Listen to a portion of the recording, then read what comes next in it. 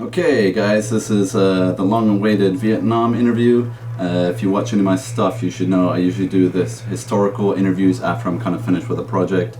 So NAM has been kind of done for a couple months now.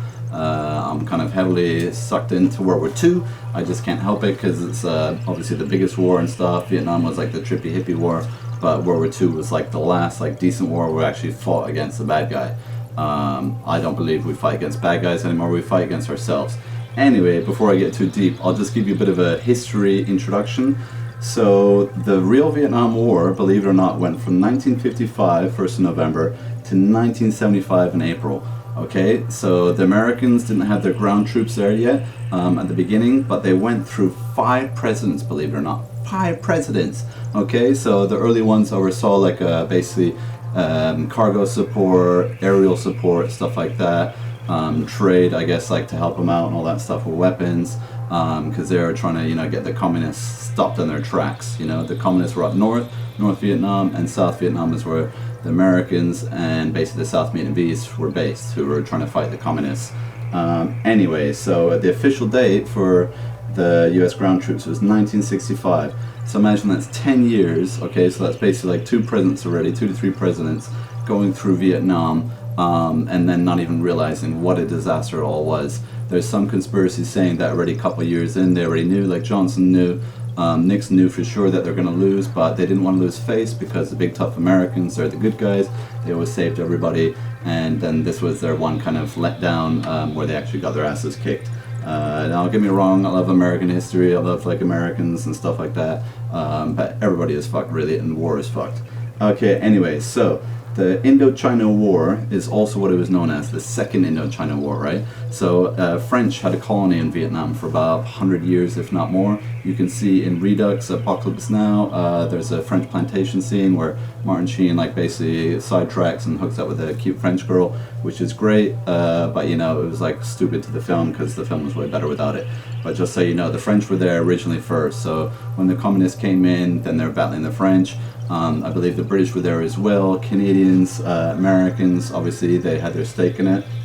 So the 5 US presidents, that I mentioned were Harris Truman, Dwight Eisenhower, JFK, so Kennedy, Johnson, and then Tricky Dick Nixon. Okay, so those are the 5 presidents. So as I said, so Eisenhower, Kennedy, and Truman, they were kind of there before ground troops were really sent in officially. But there was lots of like cheeky stuff going on with the Navy and basically bombardments and all that already prior and all the way throughout, which is horrible. So now because of the Vietnam War, after like 1 or 2 years, people just didn't like it, they had enough. Troops were coming back traumatized, they're like all addicted on drugs, they're homeless, they came back and then were mistreated as vets, which is horrible because if you go to war for your country, you should get some bloody respect.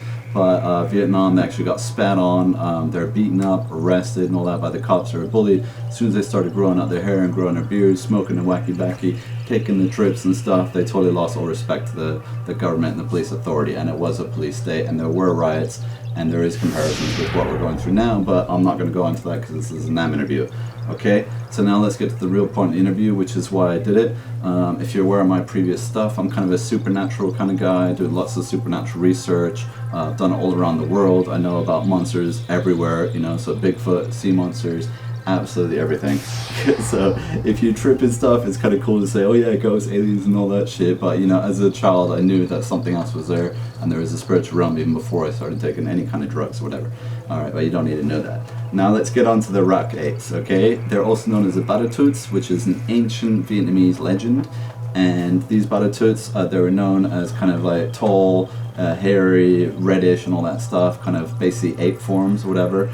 And they're like literally embedded in thousands of years, hundreds of years of Vietnamese folklore and all that. And then the Americans countered them without even knowing what they were. And then as they described them, that's exactly what the Vietnamese said. They said, yep, those Batatuts.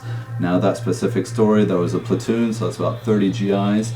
And some people would say, oh, they're all on drugs, whatever, but I don't believe so. And that they heard some weird commotion in the jungle, so they threw a rock, and then the rock came back. And then they chucked like a grenade or something like that, and then all out like firefight broke out. So they had machine gun fire, grenades, everything. GIs were injured, possibly killed.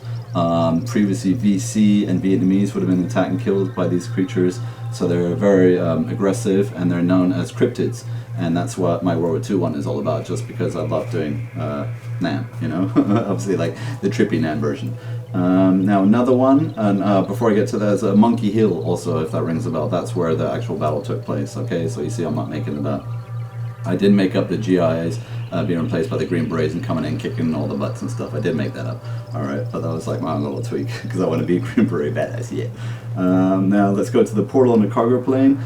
This scene is actually my World War II epic, but I'll show some bits here somewhere, wherever, and what happened was a cargo plane, and then all of a sudden there was this portal in the cargo hold, and it was like a eerie smoke, if you will. So they kind of investigated. They would like stick their hands in it, stick their heads in it, and they would like totally disappear. So obviously supernatural. And you telling me all those people are on drugs too? They're up in a plane, all right? They're not down below. Okay, either way, I've combined it to my World War II thing with the Foo Fighters, which again also was World War II, but I had to include it, and I'm including it now. So anyway, there's a little bit of like a history on it, all right? Now, the Tunnel Rats is probably my favorite, so I don't know, I'm kind of dressed up as a general GI, but check out the Tunnel Rats, because I'm very proud of it. And it's basically like a little bit trippy, but obviously that's the point. And the story was, I got it from 4chan, and it was a vet testimony who he was kind of, even till he died, he swore that this really occurred, just because he was so traumatized for life. He wouldn't be buried underground. He was scared of anything lizards or reptilian or scaly. He just like didn't like going in caves or subterranean at all. So he's obviously PTSD and traumatized. And again, you tell me that was a bad trip, I don't know. But what he did encounter is these kind of lizard humanoids who had these robes, and they were kind of doing sacrifices or something. There was some kind of blood or tools or Satanism, who knows what they're into. If you listen to David Icke, they could be interdimensional beings, if you will, like lizard aliens traveling through like the universe and galaxies, who knows.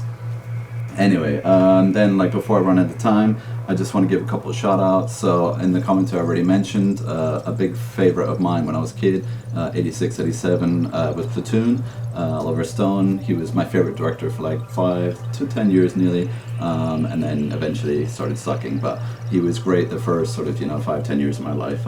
Natural Born Killers, don't get me started, I love it. I watched it over and over and over, and then later on he got really political and it was a bit, okay, boring. And then also I want to shout out Tour of Duty, just because as a kid growing up in Germany, I liked Vietnam. I researched a bit of Vietnam. I was intrigued by it, didn't know what was going on, but I had to do it, so that's why I got the Rolling Stones Paint in Black song in the final trailer, because that was my homage to it. But yeah, that's pretty much it for the interview. Hope I didn't run out of time. Check out my end screen, check out my videos, my playlist, subscribe, like, share. Click the bell button, which I never say, but I'm saying it now. Please click the bell button so you see all the crazy shit I'm doing and you'll be updated all the time, okay? Simplify. Hoorah!